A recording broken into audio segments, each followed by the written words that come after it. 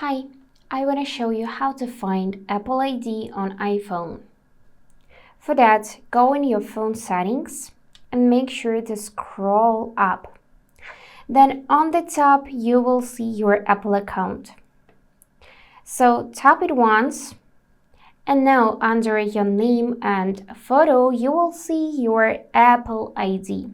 This will be the email address you use to sign into your Apple account.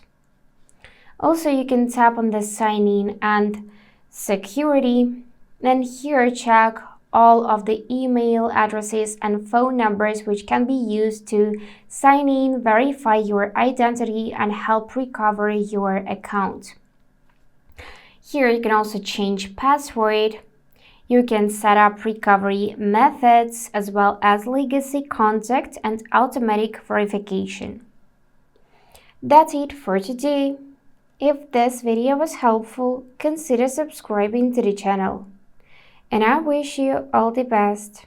Bye bye.